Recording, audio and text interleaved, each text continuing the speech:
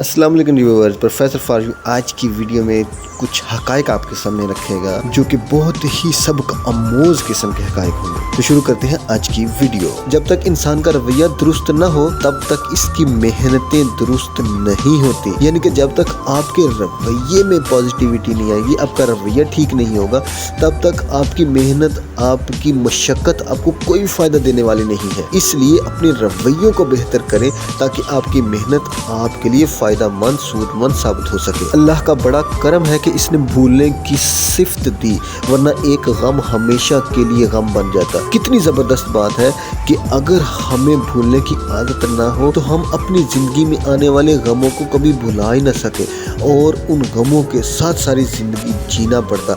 और अगर ऐसा हो जाता तो हम पूरी ज़िंदगी परेशान रहते। तो ये बहुत बड़ी नेमत है, इसका शुक्र अदा किया करें कि अल्लाह ताला ने हमें भूलने की सिफ्त दी है। हम ख्याल लोग अगर हम सफ़र बन जाएं तो मंजिल आसान हो जाती है। इस बात में एक बहुत ज़बरदस्त मैसेज है कि आपने उन लोगों के साथ रहने की कोशिश करनी है, उन लोगों के साथ अपना सर्कल बनाने की कोशिश करनी है जो आपके हम ख्याल हैं, क्योंकि आप उनके साथ कंफर्टेबल भी ज़्यादा रहेंगे और उनके साथ खुश भी ज़्यादा रहेंगे और उनके साथ रहकर आपको अपनी मंजिल हासिल करने में आसानी भी रहेगी। इसलिए अपने हम ख्याल लोगों के साथ दोस्ती बनाने की कोशिश करें। जब कहानी सुनाने वाला कोई ना हो तो भी कहानी खुद कहानी सुना रही होती है। कितनी ज़बरदस्त बात है कि जब आपके साथ कोई भी नहीं होता और आपको कोई भी कहानी नहीं सुना रहा होता, उस वक्त भी आपके दिमाग में कहानी चल रही होती है। किस तरीके से आपका वक्त गुजर रहा होता है कि कहानी खुद से ही कहानी सुना रही होती है। अदल करना सिर्फ खौफ खुदा और फजल खुदा की मदद से ही मुमकिन है। कितनी ज़बरदस्त बात है,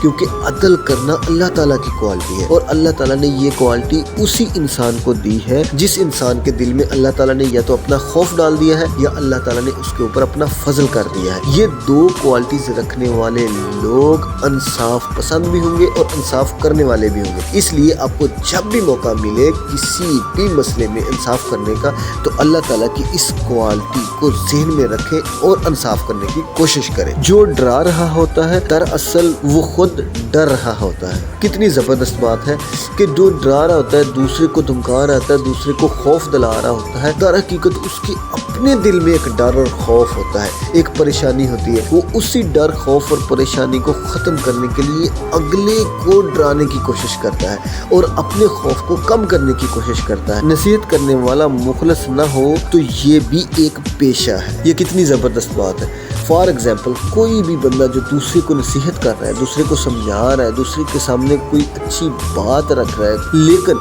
वो बेकरदार है, वो खुद इस चीज़ पे अमल नहीं करता, वो उस चीज़ को अपनी ज़िंदगी में अडॉप्ट नहीं करता, खुद उस पे अमल नहीं करता, लेकिन दूसरों को उस पे अमल करने की तलकीन करता है, तो ऐसे लोगों की बात में ना कोई असर होगा, ना कोई तासीर होगी, ना कोई अहमियत होगी। तो इस तरह उस बात का कोई असर नहीं होगा। इसलिए हमेशा अपने अल्फाज में तासीर पैदा करने के लिए अपने अमल में पहले उस चीज़ को लेकर आएँ ताकि दूसरे बंदे को आपके अल्फाज से उस चीज़ को अमल करने की तरफ रगबत हो सके। लोग दुरुस्त को छोड़ देते हैं मगर बहस को नहीं छोड़ते। कितनी ज़बरदस्त बात है कि लोग जब बहस करने लग जाते हैं, किसी भी टॉपिक के ऊपर उनकी तकरार शुरू हो जाती है, इतना आगे चले जाते हैं कि वो दुरुस्त या गलत की अहमियत को भी ख़त्म कर देते हैं और वो अपनी बहस को जारी रखते हैं और बहस में जीतने की कोशिश करते हैं। इसलिए हमेशा आपने दुरुस्त और गलत की अहमियत को समझने की कोशिश करनी है, न कि बहस या तकरार में जीतने। बदमजाज होना इतना ख़तरनाक नहीं